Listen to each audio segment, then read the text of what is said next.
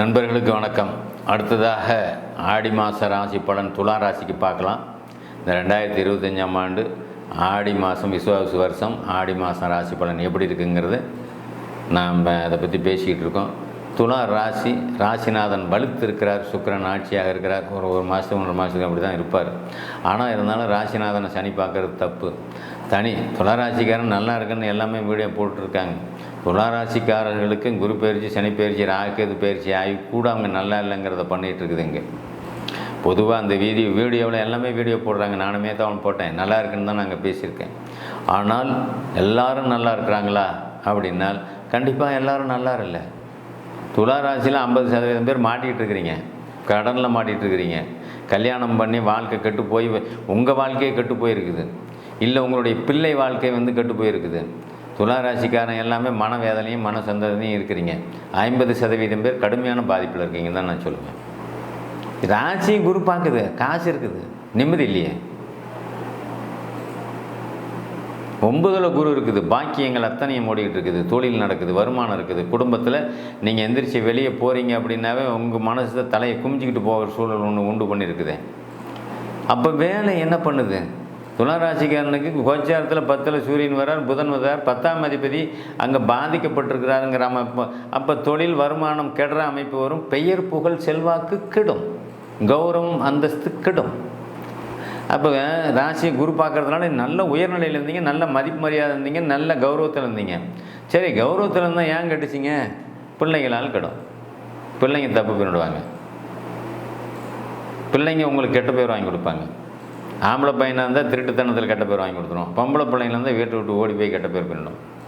துளாராசிக்காரன் நல்லா இருக்குன்னு நானே வீடியோ போட்டிருக்கேன்.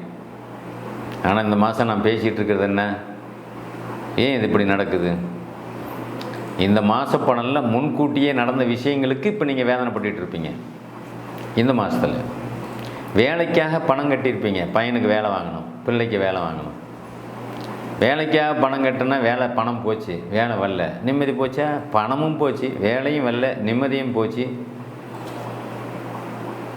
துளாராசிக்காரர்களுக்கு 5ஆம் பாவகம் கட்டுச்சு, புத்திரர்களால் சோகம்.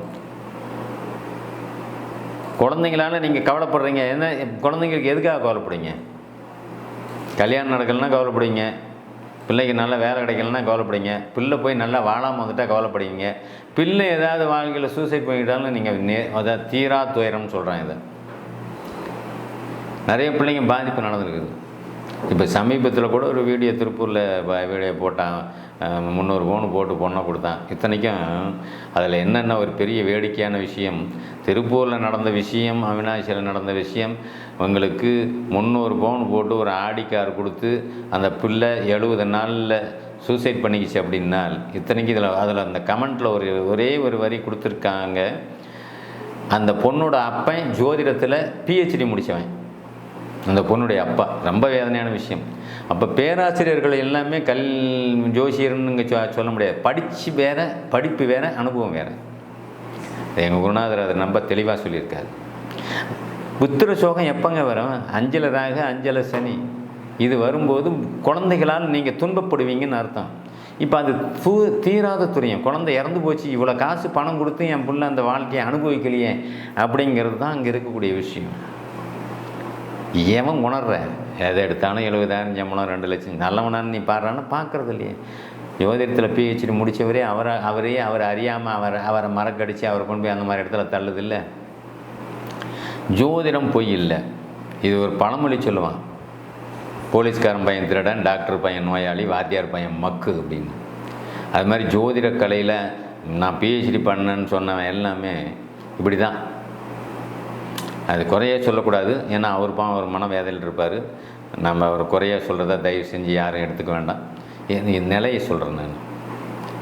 பிள்ளை பெற்றவனுக்கு இருக்கிற துயரம் நாமளும் பிள்ளையை வச்சுக்கிட்டு இருக்கோம். பொம்பளை பிள்ளையை அந்த துயரம் அவருக்கு இருக்க செய்யும். அதனால் அவரை நான் தரக்குறைவாவோ மட்டமாவோ தயவு செஞ்சு நீங்கள் நினச்சிக்க வேண்டாம். அப்படிலாம் ஒன்றும் கிடையாது. ஆக 5ஆம் இடம் பாதிக்கப்பட்டிருக்கு. 5ஆம் இடம் பாதிக்கப்பட்ட குழந்தைகள் பாதிக்கப்படுவார்கள். அப்போ இந்த நேரத்தில் நீங்கள் துளாராசிக்காரெல்லாம் கல்யாணத்துக்கு முன்னாடியே பண்ணியிருந்தாலும் வாழ்க்கை பாய்ச்சிடும். இதுக்கு மேலே பண்ணுற முயற்சி எடுத்தாலும் நல்லா இருக்காது.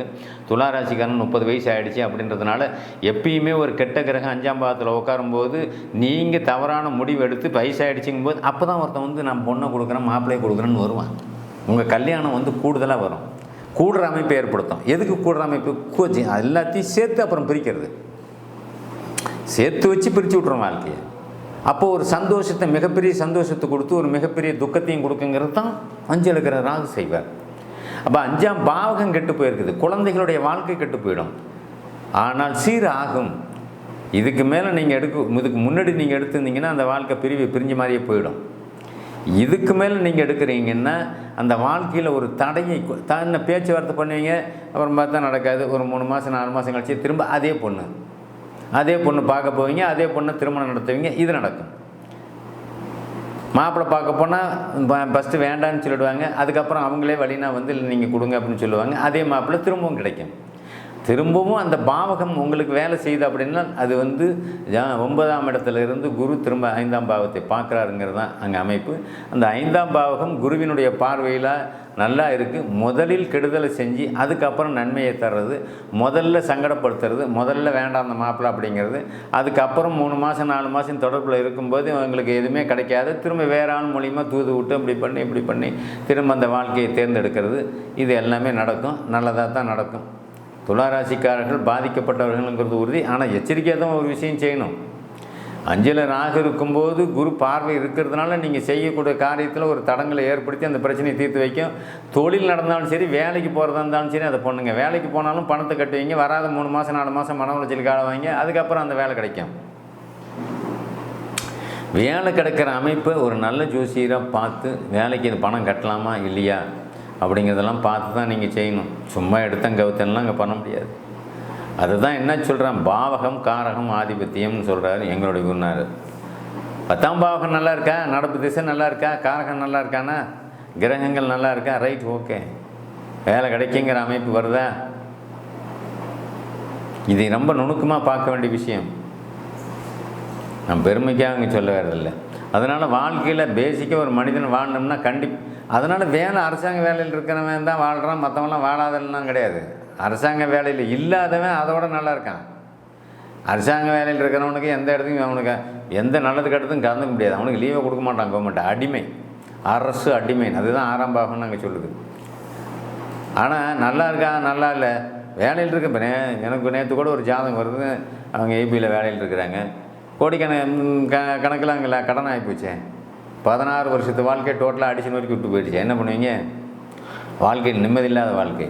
அதை தான் நாங்கள் என்ன சொல்கிறோம், ஜாதகத்தை நீங்கள் பார்க்குறதில்ல வந்து ஜாதகத்தை எப்படி இணைக்கணும்னு பார்க்கணும். கல்யாணம் பண்ணால் 40 வருஷம் நல்லா இருக்கணுங்க. 2 பேரும் பிரியக்கூடாதுங்க. கட்டணம் மீறின லெவலில் கடன் வருது. வேலை இருக்குதுன்னு கொடுத்துறீங்க, வாழ்நாள் பூரா கடன் கட்டிக்கிட்டே இருக்கணும் அவன்.